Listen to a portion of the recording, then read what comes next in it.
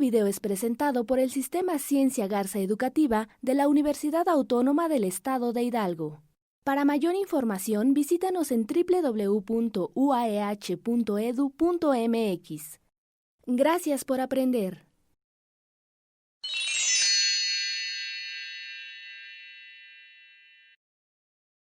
Hola, mi nombre es Salvador Figueroa de la Escuela Preparatoria número 1. El tema que vamos a ver el día de hoy es Primera Guerra Mundial para la asignatura Análisis Histórico Universal.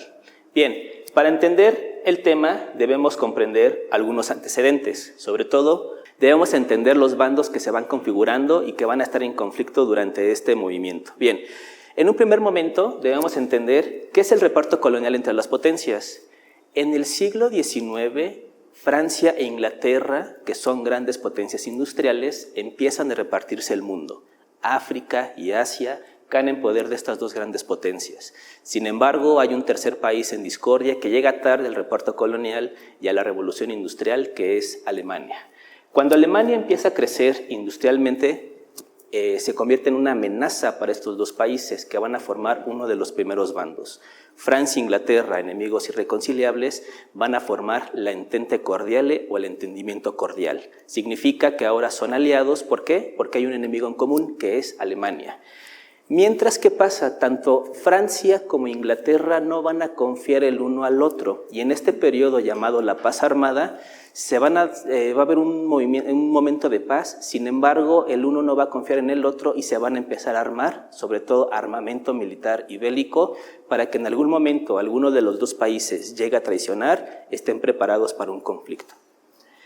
¿Pero qué pasa con Alemania? Bueno, voy a regresar un poquito al término de Alemania. ¿Por qué? Porque en finales de 1869, la década de los 70, de los 1800, ocurre algo. Hay un territorio que desde las guerras napoleónicas, Alsacia y Lorena, no regresan después de la Revolución Francesa. ¿Y qué sucede? Bueno, este territorio es muy rico en carbón y en metal, indispensable para la revolución industrial en Alemania. Pero hay un problema, lo tiene Francia. Cuando cae Napoleón derrotado, regresan todos los territorios. Sin embargo, Alsacia y Lorena se los queda Francia y tiene presencia germánica o presencia aria. Es un problema. ¿Por qué? Porque cuando se unifica Alemania con Otto von Bismarck, pretende todos los territorios. Y entonces hay un enfrentamiento en la famosa guerra franco-prusiana, donde Francia de Napoleón III y Alemania, o la nueva Alemania de Otto von Bismarck, se enfrentan por este territorio.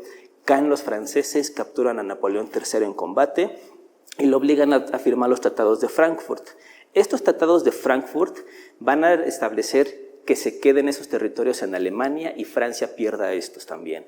Y con estos territorios los empiezan a explotar rápidamente, extraen acero, extraen carbón, y Alemania crece rápidamente de manera económica y de manera militar. ¿Qué pasa entonces con lo que les comentaba anteriormente? Bueno, el reparto colonial, Francia e Inglaterra, que son grandes potencias, no van a permitir que Alemania entre al reparto del mundo. Obviamente no tiene cómo vender sus mercancías, y lo que va a ocurrir entonces es este sistema de alianzas. Francia e Inglaterra, la Entente Cordiale, y Alemania tiene que buscar aliados. Y aquí hay algo muy importante, porque Alemania va a buscar aliados de manera étnica. ¿Qué significa eso? Por ejemplo, Alemania son arios, o la famosa raza aria, y también el Imperio Austrohúngaro son arios.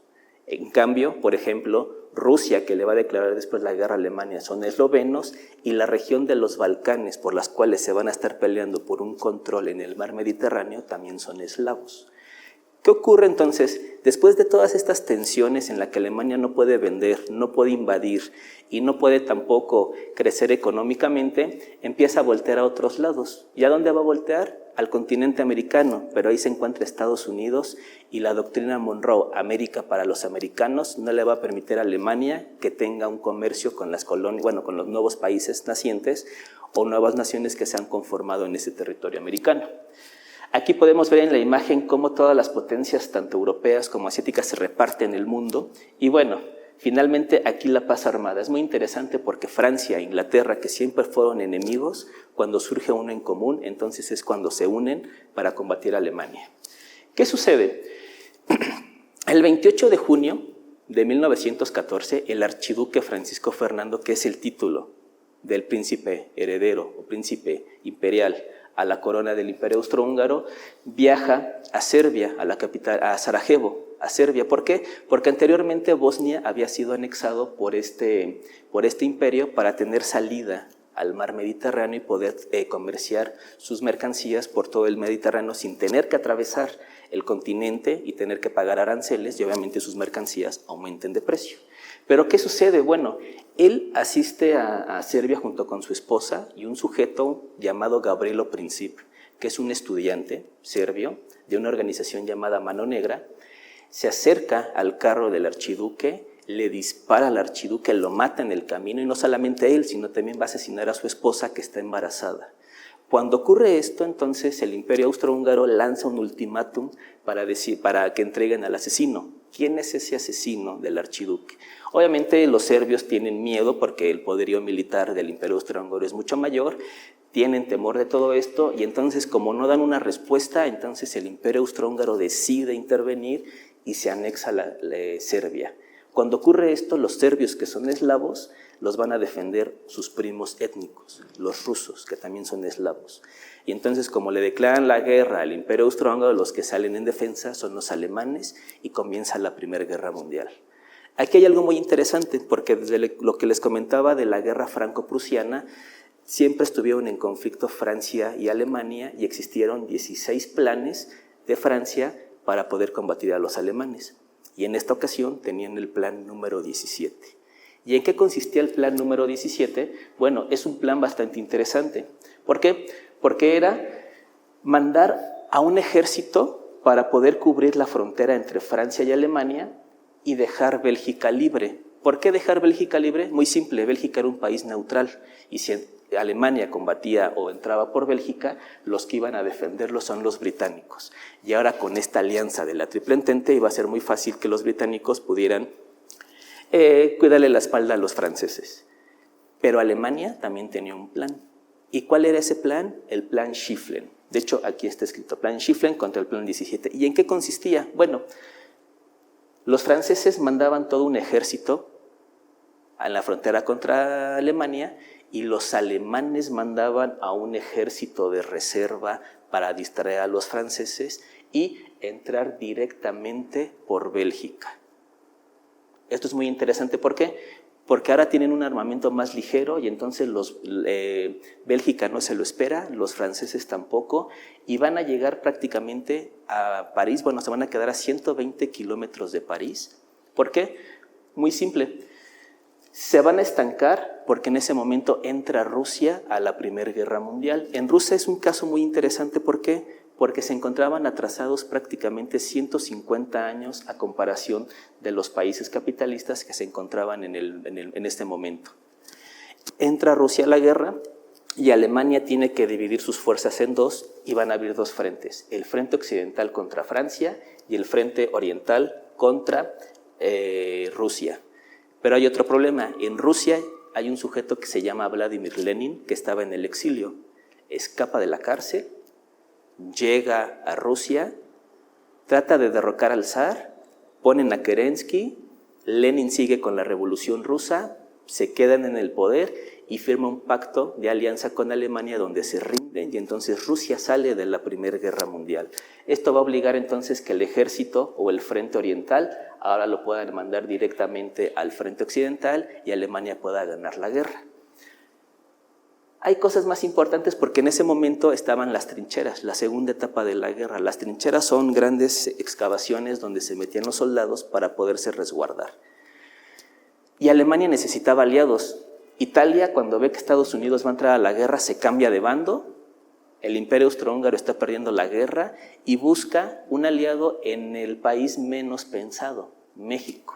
Y entonces a México, en ese momento que se encontraba la Revolución Mexicana en 1917, y el presidente, que era Venustiano Carranza, le llega un telegrama, el telegrama Zimmermann, y establecía en él que si México apoyaba a Alemania en la guerra, entonces le iban a regresar los territorios perdidos durante el siglo XIX en la guerra contra Estados Unidos. Muy interesante. Pero ¿qué sucedía en México? La Revolución Mexicana, y era imposible combatir a los Estados Unidos, obviamente teniendo una guerra civil dentro. ¿Qué va a ocurrir? Bueno, Carranza va a desechar esta gran oportunidad, aunque se dicen que los norteamericanos ya conocían de este telegrama, y Estados Unidos va a entrar a la guerra porque van a hundir un barco inglés con 128 tripulantes norteamericanos. Sale Rusia, pero entra Estados Unidos.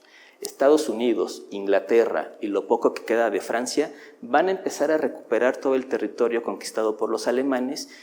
¿Y qué va a ocurrir? Bueno, justo cuando llegan a la frontera con Francia, deciden rendirse. ¿Por qué? Para que toda la guerra no se desarrolle en su territorio y la industria quede intacta. Lo van a obligar a firmar el Tratado de Versalles, y en el Tratado de Versalles lo que va a ocurrir es que van a desarmar a Alemania, tiene que pagarle los daños a Francia, y otra cosa muy importante, le van a quitar territorios, nuevamente Alsacia y Lorena, y un nuevo país que va a ser la manzana de la discordia en la Segunda Guerra Mundial, Polonia. ¿Cuáles fueron las consecuencias de la guerra? Bueno, las mujeres fueron las que se fueron a la fábrica, los hombres iban a la guerra, las mujeres continúan con la producción y con la economía de cada uno de los países. Vacunas y sobre todo avances tecnológicos. Se va a crear la Sociedad de las Naciones para tratar de evitar un nuevo enfrentamiento, pero esto va a originar cierto resentimiento nacionalista y sobre todo en Italia y en Alemania van a surgir los movimientos nacionalistas totalitarios con Hitler y Mussolini para iniciar una Segunda Guerra Mundial. Gracias.